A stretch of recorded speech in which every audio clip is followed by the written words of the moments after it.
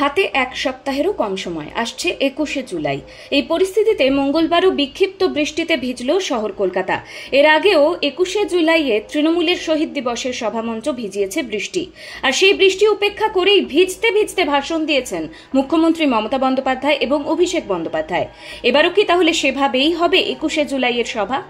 আবহাওয়া দফতরের পূর্বাভাস বলছে মঙ্গলবার সকালে দক্ষিণবঙ্গে বিক্ষিপ্ত বৃষ্টি হলেও তা ধীরে ধীরে কমার সম্ভাবনা রয়েছে। কলকাতার আকাশ থাকবে আংশিক মেঘলা, দফায় দফায় বৃষ্টি হতে পারে, তবে তুমুল বৃষ্টির কোনো সম্ভাবনা নেই। বুধ এবং বৃহস্পতিবার দক্ষিণবঙ্গে আরও কমবে বৃষ্টি, দক্ষিণবঙ্গে কোথাও ভারী বৃষ্টি হবে না। অন্যদিকে 19শে জুলাই অর্থাৎ শুক্রবার থেকে দক্ষিণবঙ্গে ফের রয়েছে বিক্ষিপ্ত বৃষ্টির সম্ভাবনা। পূর্ব ও পশ্চিম মেদিনীপুর, উত্তর ও দক্ষিণ 24 পরগনা এবং কলকাতা ও সংলগ্ন জেলাগুলিতে বৃষ্টি হতে পারে, তবে ভারী বৃষ্টির কোনো সম্ভাবনা নেই। এখনো পর্যন্ত আবহাওয়া দফতরের পূর্বাভাস অনুযায়ী ওড়িশা ও অন্ধ্র উপকূলে নিম্নচাপের ফলে রবিবার 21শে জুলাই কলকাতা সহ দক্ষিণবঙ্গে বৃষ্টির সম্ভাবনা রয়েছে। টাইমস নাও খবর।